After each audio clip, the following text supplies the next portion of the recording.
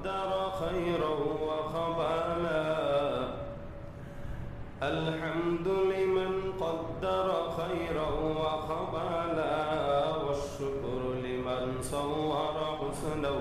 আমাদের সমাজে এক সময় আলোচনা চলছিল যে হুজুররা কেন রাজনীতি করে।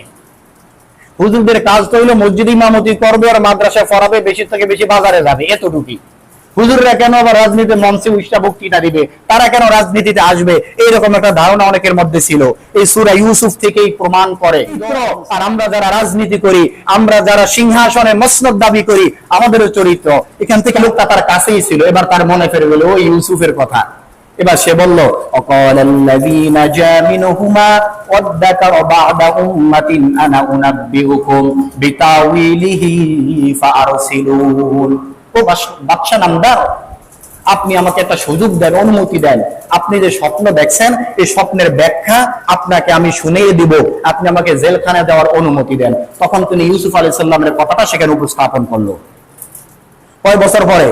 7 বছর পরে। যা ইউসুফকে বলল, ইউসুফ আইয়ুহা সিদ্দীকু আফতিনা ফি সাবঈ বাকারাতিন সিমানি ইয়াকুলনা সাবউন ইজাফু ওয়া সাবঈ সুমবুলাতিন খুদুরিন ওয়া উখরা ইয়াবিসাত লাআল্লি আরজিউ ইলান নাসি লাআল্লাহুম ইয়ালামুন। হে সত্যবাদী ইউসুফ, ইউসুফ আইয়ুহা সিদ্দীক, হে সত্যবাদী ইউসুফ, আমাদের রাজা মশাই এই স্বপ্ন দেখলো। মনে আছে তো? সামনে এটা ব্যাখ্যা আয়াতের অনুবাদ করলাম না। এই স্বপ্ন দেখলো, এখন তুমি আমাকে বলো এই স্বপ্নের ব্যাখ্যাটা কি হতে পারে। এটা আমি লাআল্লি আরজিউ ইলান নাস, আমি ওই মানুষের কাছে গিয়ে, ওই রাজার কাছে গিয়ে আমার এই স্বপ্নের ব্যাখ্যাটা আমি একটু শুনিয়ে আসি। ক্বালা তাজরাউনা সাবআ সিনিনা দাআবা। ইউসুফ পয়গম্বর এই স্বপ্নের ব্যাখ্যা দিলেন। কি ব্যাখ্যা দিলেন?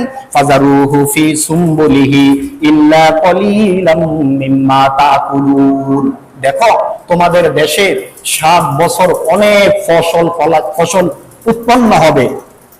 এরপরে সুম্মায়াতি মিন বাদি যালিকা সাবউন শিদাদুন ইয়াকুলনা মা কদ্দামতুম লাহুন্না ইল্লা কলিলাম মিম্মা তাহসিনুন।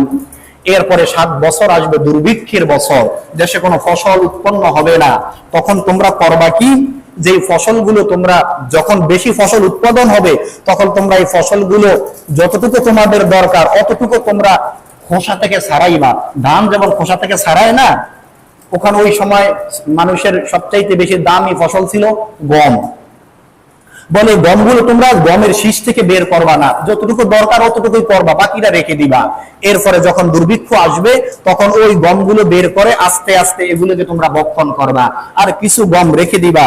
সুম্মায়াতি মিন বাদি যালিকা আমুন ফীহি ওয়াসুন নাস ওয়া ফীহি আসিরুন। তবে সবগুলো গম খাইবা না, কিছু বীজের জন্য রাখবা, অর্থাৎ বীজের জন্য কিছু গম রাখবা। 7 বছর যখন অতিবাহিত হয়ে যাবে দুর্ভিক্ষের, তখন আবার 1 বছর অনেক পরিমাণে বৃষ্টি হবে। যখন বৃষ্টি হবে তখন তোমরা এগুলি আবার লাগাইলে ফসল জন্মাবে। তাহলে বলেন তো, এই স্বপ্নের যে তাবির, স্বপ্নের ব্যাখ্যা, এটা রাজা শোনার পরে তার কাছে কেমন লাগবে যে তার রাজ্যের মানুষগুলো দুর্ভিক্ষের মধ্যে পড়ে যাবে? রাজা তো তার গোটা রাজ্য নিয়েই চিন্তা করে, খুব কঠিন একটা পরিস্থিতির সম্মুখীন সে সামনে হতে যাচ্ছে। এইবার রাজা যখন তার স্বপ্নে ব্যাখ্যাটা সবকিছু শুনলো, শোনার পরে রাজা বলতেছে অকালাল মালিকু তুনি বি ফালাম্মা জাআহুর রাসূল ক্বালা রজি' ইলা রাব্বিকা ফাসআলহু মা বালুন নিসওয়াতাল্লাতী ক্বাত্তা'না আইদিয়াহুন ইন্না রাব্বী বিকাইদিহিন্না আলীম। এবার রাজা তার যখন জানতে পারলো জেলখানার মধ্যে এমন একজন ব্যক্তি আছে যিনি সৎ লোক এবং স্বপ্নের এই ব্যাখ্যা দিছে, তখন রাজা তার পক্ষ থেকে বার্তাবাহক দূত পাঠাইলেন যে যাও তোমরা গিয়ে তাকে ডেকে আনো, জেলখানা থেকে বের করে নিয়ে আনো। তাফসীরের মধ্যে আসছে ইউসুফ পয়গম্বর জেল খাটতে খাটতে আর সহ্য হয় না, তিনি অতিষ্ঠ হয়ে গেছে। এখন তিনিও কামনা করতেছে আমি কখন বের হব। ওই যে একটু আগে বললাম যে আল্লাহ কোনো কাজ করার আগে ওই কাজ সম্পাদনের উপকরণটা তৈরি করে দেন। এবার আল্লাহ এই স্বপ্নের মাধ্যমে কিন্তু ইউসুফ আলাইহিস সালামকে আবার এখান থেকে বের করতেছেন, এই স্বপ্নের ব্যাখ্যার মাধ্যমে। রাজা যখন খবর পাঠাইলেন, আমরা সাধারণ মানুষ হলে বলতাম যে তাড়াতাড়ি আমি বাইর হই, কিন্তু যারা সত্যবাদী, যারা ভালো লোক, বিশেষ করে যারা নবী রসুল হবেন, আল্লাহ তাদেরকে স্বতন্ত্রভাবে এমন ভাবে তাদেরকে গঠন করেন, কোন মানুষ যেন কোন নবী এবং রসুলের প্রতি কোন অবস্থাতেই খারাপ কোন কমেন্ট, খারাপ কোন চিন্তা, অপবাদ দিতে না পারে, তাদেরকে পরিপূর্ণ আল্লাহ স্বচ্ছ রাখেন। এই কারণে আল্লাহ ইউসুফ পয়গম্বরকে ওখান থেকে এই প্রস্তাব পাওয়ার পরও বের করলেন না। ইউসুফ পয়গম্বর এবার বলতেছেন, ওই মেয়েরা শোনো, যে তোমরা যারা আমাকে ডাকার জন্য আসছো, রাজাকে গিয়ে তোমরা বলবা, কলার জি, তোমরা ফিরে যাও, ইলা রাব্বিকা ফাসআলহু মা বালুন নিসওয়াতিল্লাতি কাত্তান আইদিয়াহুন। ওই মহিলাদের কথা সম্পর্কে রাজা কি জানে, যেই মহিলারা হাত কেটেছিল। গত সপ্তাহের আলোচনা মনে আছে যে ওই মহিলা সম্পর্কে রাজা কি জানে, যে মহিলারা হাত কেটেছিল। ইন্না রাব্বি বিকাইদিহিন্না আলিম, তবে আমার প্রভু ভালো করেই জানে মহিলাদের ছলনার কথা, কিন্তু রাজা জানে কিনা। ইউসুফ আলাইহিস সালাম বুঝাইতে চাইলেন যে দেখো, আমি যে অপবাদ নিয়ে জেলখানার মধ্যে আসছি, আসলে এই দোষে আমি দোষী কিনা রাজার কাছে এটা প্রমাণিত না হওয়া পর্যন্ত আমি বের হইতে পারি না। কারণ তখন রাজা বলবে আমাকে সে রাজা অনুগ্রহ করে বের করছে, কিন্তু আমি দোষী ছিলাম। কথা বুঝাইতে পারতেছি? এই কারণে ইউসুফ পয়গম্বর বের না করে ওইটার বিচার চাইলেন, বুঝাইতে চাইলেন যে আসলে প্রকৃত পক্ষে আমি দোষী কিনা, ওই রাজা যেন এটাকে একটু তালাশ করে খুঁজে সঠিক কথাটা বের করে। এখান থেকে আমাদের জন্য একটা শিক্ষা আছে সামনে।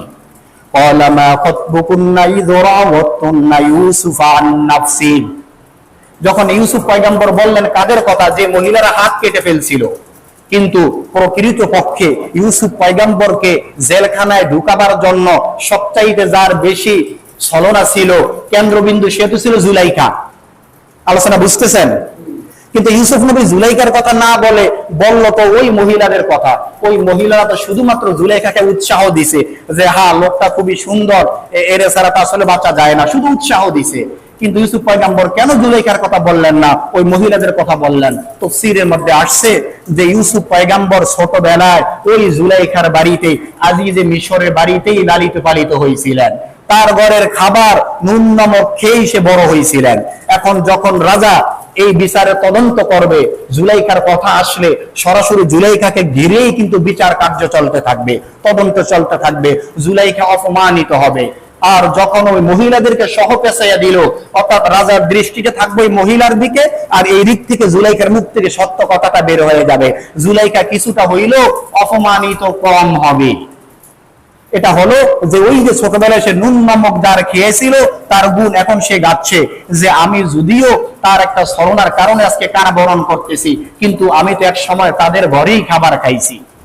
তো এখান থেকে আমাদের জন্য শিক্ষা যে যারা ভালো মানুষ, যারা ভালো বংশের মানুষ, তারা কখনো মানুষের সাথে তার নুন নমক খেয়ে তার প্রতি কৃতজ্ঞতা স্বীকার না করে, এক কথায় তার বিরুদ্ধে দাঁড়িয়ে যেতে পারে না। এটা ভালো মানুষের কাজ হতে পারে না।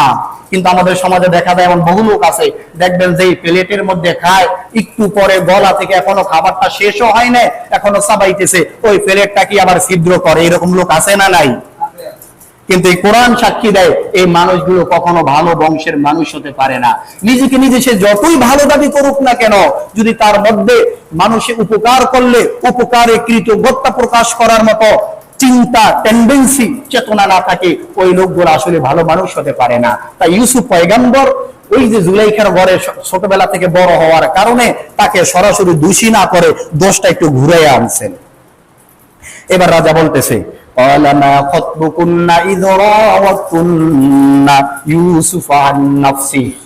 এবার রাজা মহিলাদেরকে ডাকলেন, সব মহিলাদেরকে ডাকলেন, ডাইকা বলতেছে তোমরা ইউসুফ সম্পর্কে কি জানো বলো, কেন ইউসুফ জেলখানায় গেল। তদন্ত শুরু হয়ে গেল। তদন্তের এক পর্যায়ে মহিলারা এবার সাক্ষ্য দিচ্ছে,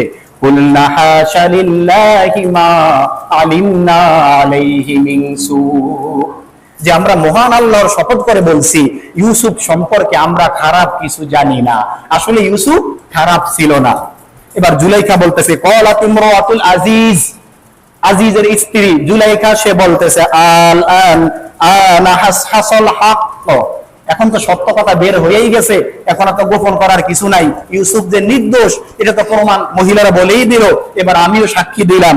আনা রাওয়াতুহু আন নাফসিহি ওয়া ইন্নাহু লামিনাস সাদিকিন, আসলে সেই দিন ইউসুফকে তার চরিত্র নষ্ট করার জন্য আমি ফুসলাইছিলাম, কিন্তু ইউসুফ ছিল সত্যবাদী। যখন এই কথাটি প্রমাণিত হয়ে গেল যে আসলে ইউসুফ নির্দোষ, ذلك ليعلم أني لم أخنه بالغيب وأن الله لا يهدي كيد الخائنين। ইউসুফ বলতেছে, দেখেন আমি আপনাদের সামনে আমি এই প্রমাণটা করাইতাম না, করাইছি শুধু এ কারণে যাতে করে যে আজিজ মিশরের ঘরে আমি ছোটবেলা থেকে বড় হয়েছি সে যেন এই তার মধ্যে যেন ধারণাটা না থাকে যে আমি তার অগাচরে তার সাথে বিশ্বাসঘাতকতা করছিলাম, আমি তার অবর্তমানে তার স্ত্রীর প্রতি হাত এগিয়ে নিয়েছিলাম। এই কথাটা যেন, তার সন্দেহটা যেন পরিপূর্ণ মন থেকে দূর হয়ে যায় এবং গোটা রাজ্যের মানুষগুলি যেন জানতে পারে আসলে প্রকৃতপক্ষে আমি দোষী ছিলাম না। ও আন্নাল্লাহা লা ইয়াহদি কাইদাল খাইনিন। তবে মনে রাখবা, যে সমস্ত মানুষগুলো বিশ্বাসঘাতকতা করে, যে সমস্ত মানুষগুলো প্রতারণা করে, মানুষের সাথে ছলনা করে, সত্যটাকে গোপন রাখে, কাইদাল খাইনিন, আল্লাহ রাব্বুল আলামিন তাদেরকে সামনে এগুতে দেন না, তাদের সকল চক্রান্ত ওই জায়গায় নিঃশেষ করে দেন, ঠিক কিনা? এটা আমরা সমাজে অহরহ দেখতে পাচ্ছি যে যে সমস্ত মানুষগুলো ভালো হবে না, যতই চক্রান্ত করুক একটা সময় তাদেরকে আল্লাহ ওখানেই থামাইয়া দেয়, সামনে আর আগাইতে দেয় না।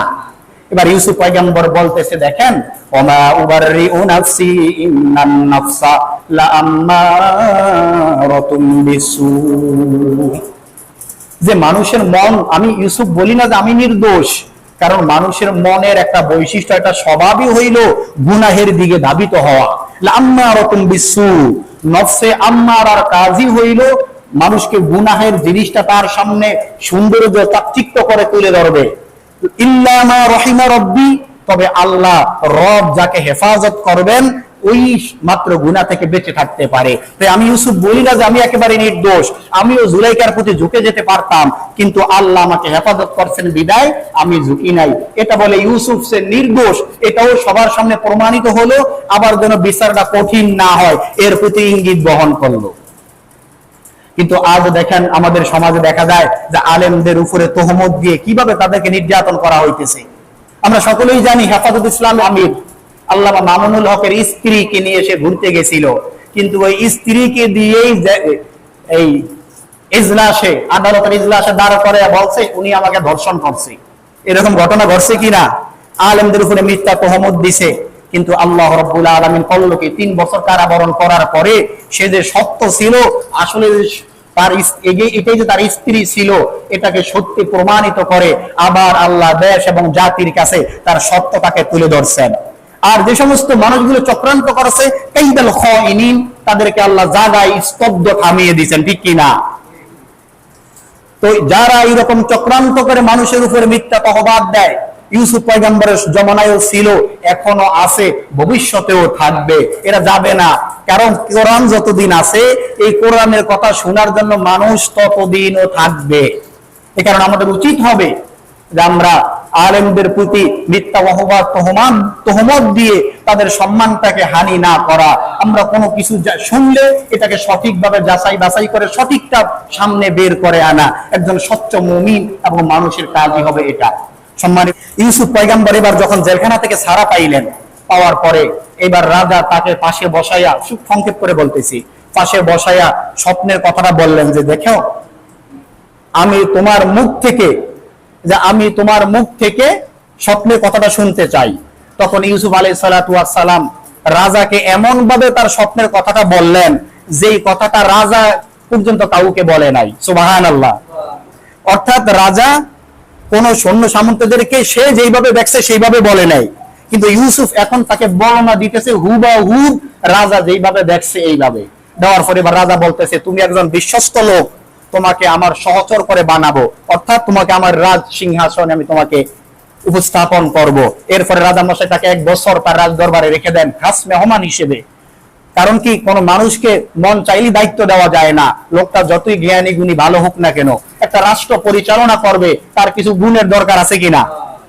তাই রাজা চিন্তা করলেন প্রমাণিত তো হইল যে তুমি একজন ভালো মানুষ, সৎ মানুষ, পাশাপাশি তোমার ভিতরে এমন গুণ আছে, কিন্তু রাজ্য পরিচালনা করার ক্ষমতা তোমার কতটুকু আছে এটা তো কিছু যাচাই করা দরকার। তোমাকে শিখানো দরকার। তাই রাজা 1 বছর তার পাশে রেখে তাকে রাজ্য কিভাবে পরিচালনা করে সবকিছু দেখাইলেন। দেখানোর পরে একদিন বিশাল একটা আয়োজন করলেন, রাজ্যের বড় বড় লোক, মন্ত্রী, মিনিস্টার সবাইকে ডাকলেন, ডেকে এনে সবার সামনে ইউসুফ আলাইহিস সালাতু ওয়াস সালামকে রাজ মুকুট পরিধান করে সবার সামনে উপস্থাপন করলেন। সুবহানাল্লাহ। যে ইউসুফ ছিল গোলাম, যে ইউসুফ ছিল কুফের মধ্যে, যে ইউসুফের মাথার উপরে ছিল চুরির অপবাদ, যে ইউসুফকে মাথার উপরে ছিল ধর্ষণের অপবাদ, আজকে সেই ইউসুফকে আল্লাহ এত সম্মানিত করলেন যে রাজ মুকুট পরে রাজ দরবারে বসাইয়া দিলেন। এই সকল ক্ষমতা কার বলেন? সে আল্লাহ এখন আছে না নাই? সেটা আল্লাহ কিন্তু অলরেডি আমাদেরকে দেখিয়ে দিছে যে 14-15 বছরের জুলুম, নির্যাতন, নিপীড়ন থেকে মানুষ যখন একেবারে ক্লান্তিতে পৌঁছে গেল, ক্লান্তি লগ্নে এসেও যে না আর মনে হয় আমরা বেঁচে থাকতে আর কিছু দেখবো না, কিন্তু আল্লাহ জায়গায় সব দেখিয়ে দিয়েছে সে আল্লাহ পারে, সবকিছু পারে কি পারে না। সম্মানিত হাজিরিন, এইবার ইউসুফ পয়গম্বর যখন রাজ সিংহাসনে বসে গেলেন, বসার পর এই দিক থেকে ওই যে জুলাইখার স্বামী আগে আজিজে মিশর ছিল, তার নাম ছিল কিতফির, সে মৃত্যুবরণ করে। করার পরে ওই রাজা জুলাইখার সাথে ইউসুফ আলাইহিস সালামের বিবাহ দিয়ে দেন। সুবহানাল্লাহ। তখন ইউসুফ আলাইহিস সালাম জুলাইখাকে বলতেছে, দেখো তুমি আগে যেইভাবে চাইছো সেইভাবে চাইতে এখন এই পাওয়াটা কি উত্তম নয়?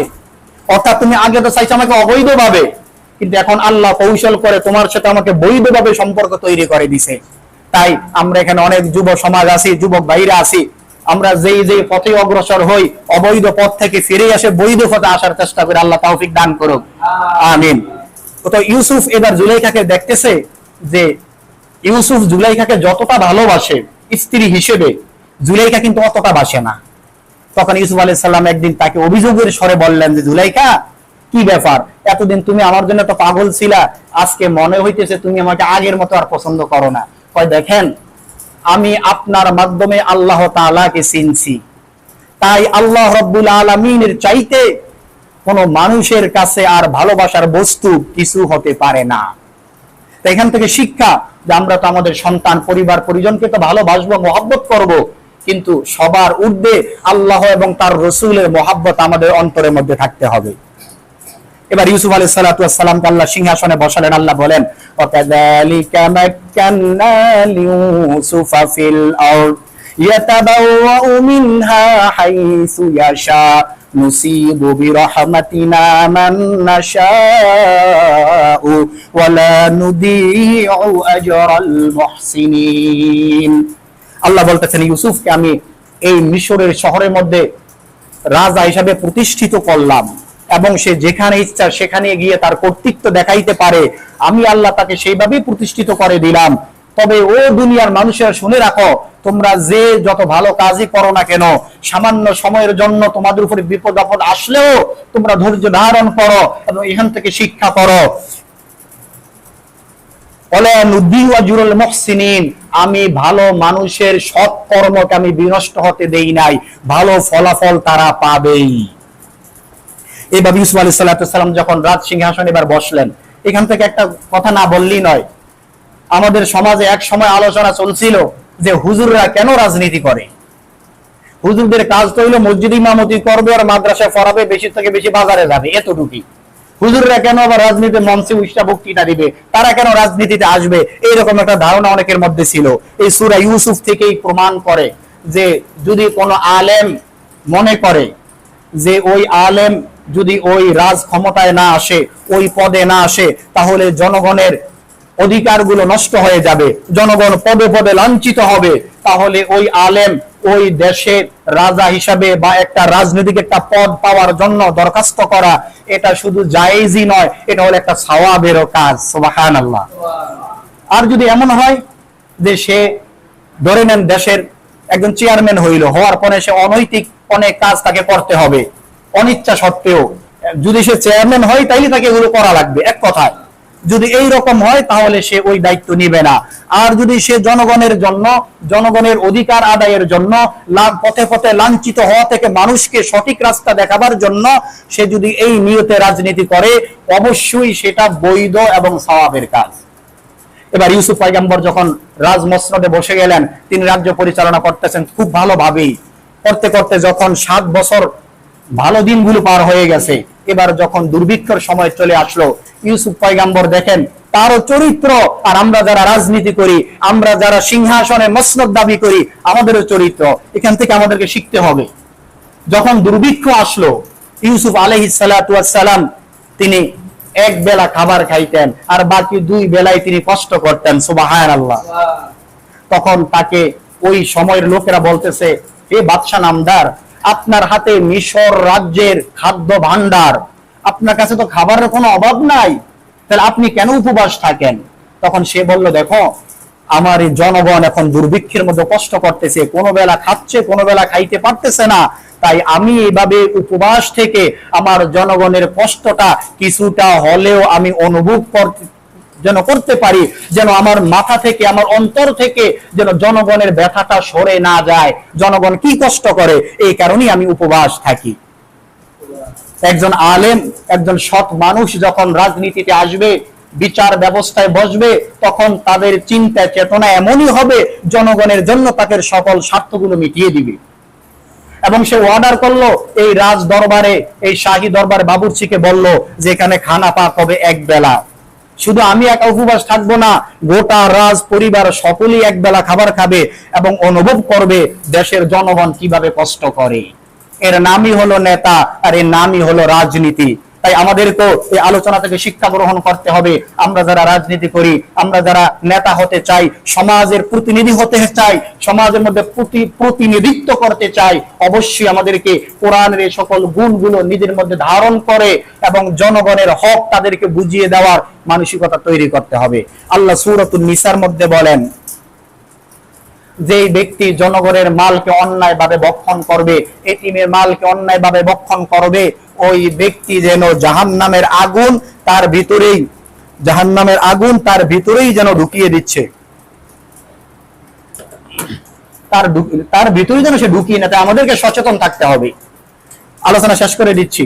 এরপরে যখন ইউসুফ আলাইহিস সালাতু ওয়াস সালাম রাজা হয়ে গেলেন, দুর্ভিক্ষ চলতেছে, এইবার ওই যে তার বাড়ি যে কেনান ছিল, তার বাবা তার ভাইরা যেখানে আছে সেখানে দুর্ভিক্ষ ছড়িয়ে গেল।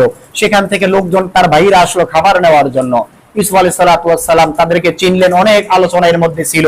তিনি একটা কৌশল করলেন তাদের সাথে পরিচয় হওয়ার জন্য, তার ছোট ভাইয়ের ব্যাগের মধ্যে একটা স্বর্ণের বাটি ঢুকে দেওয়ার ব্যবস্থা করলেন। আর ওই সময় নিয়ম ছিল, যার বস্তার মধ্যে, যার কাছে চোরাই কোনো মাল পাওয়া যাবে তাকে বন্দি করে রাখা হবে, আটকিয়ে রাখা হবে। নিয়ম মাফিক ইউসুফ আলাইহিস সালাম তার ছোট ভাই বেনিয়ামিনের বস্তার মধ্যে এই বাটি দেওয়ার ব্যবস্থা করলেন।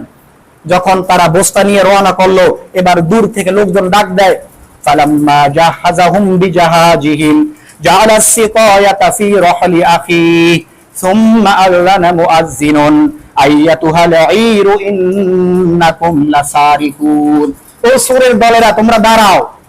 মানে যখন বাটি দিয়া তারা রওনা করছে, এবার রাজ দরবার থেকে কিছু যারা এখানে সৈন্য সামন্ত আছে তারা বলতেছে, ও ইয়া আইয়ুহাস সারিক, ও সূরেরা তোমরা দাঁড়াও, রাজ সিংহাসনের একটা জিনিস হারিয়ে গেছে।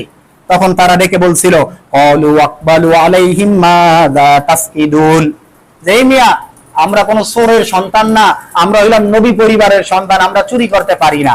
ভাইর এভাবে কথোপকথন করলো, করার পরে বাটি খুঁজে ওই ছোট ভাইয়ের বস্তার মধ্যেই পাওয়া গেল। এটা আল্লাহ তাআলার একটাই কৌশল ছিল। পাওয়ার পরে ছোট ভাই ইউসুফ আলাইহিস সালামের কাছে রেখে দিল এবং ইউসুফ আলাইহিস সালামের গায়ের একটা জামা তার বাবার জন্য পাঠিয়ে দিল। ইউসুফ আলাইহিস সালামের জন্য তার বাবা কেঁদে কেঁদে তার চোখগুলো অন্ধ হয়ে সাদা হয়ে গেছে। তখন ইউসুফ আলাইহিস সালাম করলো কি, তার জামাটা তার বাবার জন্য পাঠিয়ে দিল। তার বাবা এই জামাটাকে তার চোখের সামনে ধরার সাথে সাথে তার দৃষ্টি শক্তি আল্লাহ ফিরিয়ে দিলেন, সুবহানাল্লাহ। এবার ইউসুফ পয়গম্বর বলতেছে, ঠিক আছে, আমাদের পরিবারের যারা আছে কেনান শহরে সকলকে নিয়ে ভাইদেরকে বলে দিল যে বাবা সহ পরিবারের যারা আছে ওখানে সবাইকে নিয়ে তোমরা চলে আসবে। ওই পরিবারের মধ্যে এক বর্ণনায় পাওয়া যায় লোক সংখ্যা ছিল ৭২ জন, আরেক বর্ণনায় পাওয়া যায় ৯৩ জন, নারী এবং পুরুষ সহ। ইয়াকুব আলাইহিস সালামের পরিবার নারী এবং পুরুষ সহ ৯৩ জন লোক এবার মিশরের দিকে রওনা করলো। যখন মিশরে বাউন্ডারি দিয়ে ঢুকবে, ইউসুফ আলাইহিস সালাম ৪,০০০ সৈন্য নিয়ে গার্ড অফ অনার দেওয়ার জন্য তার পিতামাতাকে রাজকীয় সংবর্ধনা দিয়ে মিশর থেকে তার রাজ দরবারে ঢুকাইলেন, অভ্যন্তরা দিয়ে, সুবহানাল্লাহ। এভাবে যখন এসে বসলো, বসার পরে সামনে ৩টা চেয়ার রাখলো। একটার মধ্যে ইউসুফ আলাইহিস সালাম বসা ছিলেন, বাকি দুই পাশে দুইটা চেয়ার, একটা বাবার জন্য একটা মায়ের জন্য। আর তাদের সামনে যেমন এখানে 3টা চেয়ার আর এখানে 11টা চেয়ার, এই 11টা চেয়ারের মধ্যে 11 জন ভাইকে বসাইলেন। তো ওই রাজদরবারের ওই সময় নিয়ম ছিল যে কেউ যখন ওই দরজা দিয়ে ভিতরে ঢুকবে তখন মাথাটা একটু ঝুঁকাইয়া ঢুকতে হবে। এটা কিন্তু মানুষকে সেজদা দেওয়ার নিয়ম ছিল না, এটা ছিল ওখানের একটা নিয়ম সংস্কৃতি, একটা সম্মান, যে রাজা মশাই বসে আছে তার দরবারে আমরা ঢুকবো, মাথাটাকে একটু নিচের দিকে নিয়ে ঢুকবো। তো যখন ইউসুফ আলাইহিস সালাম সিংহাসনে বসে আছেন আর রাজা আর ওই ভাই এবং বাবা মা যখন ভিতরে ঢুকতেছেন, মাথার একটু ঝুঁকে ঢুকছেন না, ঢোকার পরে তারা এসে চেয়ারে বসলেন। বসার পরে এবার ইউসুফ আলাইহিস সালাম বাবাকে বলতেছেন, বাবা ورفع أبويه على العرش وخروا له سجدا قال يا أبت هذا تأويل رؤياي من قبل قد جعلها ربي حقا وقد أحسن بي إذ أخرجني من السجن وجاء بكم من البدو من بعد أن نزغ الشيطان بيني وبين إخوتي। ঈসা আলাইহিস সালাম বলতেছেন, বাবা ওই যে ছোটবেলায় আমি আপনাকে বলছিলাম আমি একটা স্বপ্ন দেখছি, আমাকে 10টা নক্ষত্র আর 2টা চন্দ্র আর সূর্য সিজদা করে, মনে আছে? আজকে আল্লাহ রাব্বুল আলামিন এই স্বপ্নটা আমার বাস্তবায়িত করলেন, সুবহানাল্লাহ। এবং ভাইদেরকে বসে বললেন যে আমার এই বাবা আল্লাহ রাব্বুল আলামিন এখন দুঃখের কথা শুনাইতেছেন যে বাবা আমি এই সিংহাসনে কিভাবে আসলাম, আমার ভাইরা তো আমাকে কোথায় ফেলে দিল, আমি সেখান থেকে কিভাবে আসলাম। এখান থেকে একটা শিক্ষা আছে। ইউসুফ পয়গম্বর যখন কিভাবে আসলেন কথাটি উপস্থাপন করলেন, আবাওয়াইহি ওয়াখরু লাহু সুজদা ওয়া ক্বালা ইয়া আবাতি হাযা তাউইলু রুইয়ায়া মিন ক্বাবলু ক্বাদ জাআলাহা রাব্বি হাক্কা। তিনি তার দুঃখের কথাটা শুরু করলেন জেলখানা থেকে, কিন্তু সে দুঃখ তো পাওয়া শুরু করছেন ওই কূপ থেকে, মনে আছে? ইউসুফ আলাইহিস সালাম তো কূপের মধ্য থেকেই তো বিপদে ছিলেন, কিন্তু যখন তার বাবাকে দুঃখের কথাটা শোনানো শুরু করলেন তখন তিনি শুরু করলেন জেলখানা থেকে। এ কথার অর্থ হলো তিনি তার ভাইদেরকে, অনেক আলোচনা মাঝখানে গেছে, তার ভাইদেরকে তিনি মাফ করে দিয়েছেন। এখন যখন তিনি মাফ করে দিলেন, এখন আর নতুন করে যাকে মাফ করে দেওয়া হয় তার সমস্যা, তার বিপদের কথাটা, তার অভিযোগটা আবার নতুন করে তোলাটা ভালো মানুষের কাজ নয়। আমরা অনেক সময় দেখা যায় অনেকের জন্য ভালো কিছু কাজ করি, উপকার করি, করার পরে একটা সময় তার সাথে আমার একটা দূরত্ব তৈরি হইলো, আমি তাকে খোটা দিয়ে বসি, আমি তোকে এটা খাওয়াইলাম, এটা দিলাম, তোর বিপদে আমি আগায় আসলাম, বলি কি বলি না? কিন্তু ইউসুফ পয়গম্বর শিক্ষা দিলেন যে না, এটা করা ভালো মানুষের কাজ নয়, তুমি তো তাকে মাফি করে দিছো, এগুলো তো শেষ হয়ে গেছে, তাহলে আবার নতুন করে আনার আর দরকার নেই। ইউসুফ আলাইহিস সালাম এই কারণেই ওই কুফের কথা না বলে জেলখানা থেকে তার কষ্টের কথা শুরু করলেন। এরপরে অনেক আলোচনা হইল, হওয়ার পরে তিনি বললেন যে আমার ভাইদের মধ্যে শয়তান একটা দূরত্ব তৈরি করছে। আসলে আমরা ভাইরা তো দুঃখে আমার ভাইরা আমার সাথে এরকম ব্যবহার করার কথা ছিল না, শয়তান আমাদের মধ্যে একটা কলহ তৈরি করলো।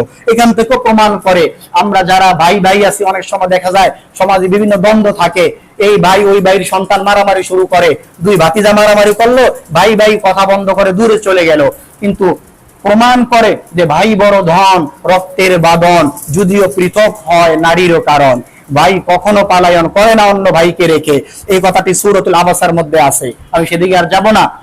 তো এই ভাইয়ের কথাটি তুলে ধরে ইউসুফ আলাইহিস সালাম তার দুঃখের কথাগুলো বললেন। এখানে ইউসুফ পয়গম্বরের আলোচনা সমাপ্ত হয়ে যায়।